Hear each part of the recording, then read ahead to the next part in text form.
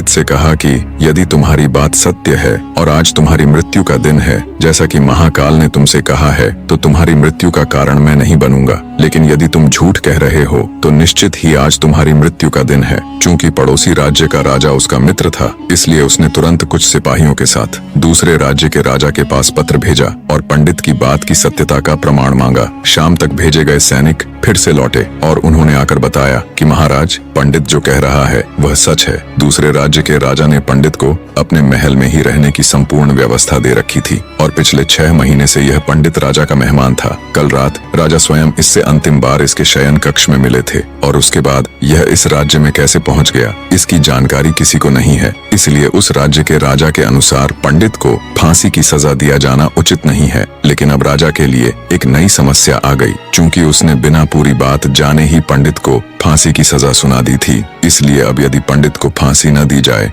तो राजा के कथन का अपमान होगा, और यदि राजा द्वारा दी गई सजा का मान रखा जाए तो पंडित की बेवजह मृत्यु हो जाएगी। राजा ने अपनी इस समस्या का जिक्र अपने अन्य मंत्रियों से किया और सभी मंत्रियों ने आपस में चर्चा कर यह सुझाव दिया कि महाराज, आप पंडित को कच्चे सूत के एक धागे से फांसी लगवा दें। इससे आपके वचन का मान भी रहेगा और सूत के धागे से लगी फांसी से पंडित की मृत्यु भी नहीं होगी, जिससे उसके प्राण भी बच जाएंगे। राजा को यह विचार उपयुक्त लगा और उसने ऐसा ही आदेश सुनाया। पंडित के लिए सूत के धागे का फांसी का फंदा बनाया गया और नियमानुसार पंडित को फांसी पर चढ़ाया जाने लगा। सभी खुश थे कि पंडित भी नहीं मरेगा और न राजा का वचन झूठा पड़ेगा। पंडित को भी विश्वास था कि सूत के धागे से तो उसकी मृत्यु नहीं होगी, इसलिए वह भी खुशी खुशी फांसी चढ़ने को तैयार था, जैसा कि महाकाल ने उसे कहा था। लेकिन जैसे ही पंडित को फांसी दी गई, सूत का धागा तो टूट गया, लेकिन टूटने से पहले उसने अपना काम कर दिया। पंडित के गले की नस कट चुकी थी उस सूत के धागे से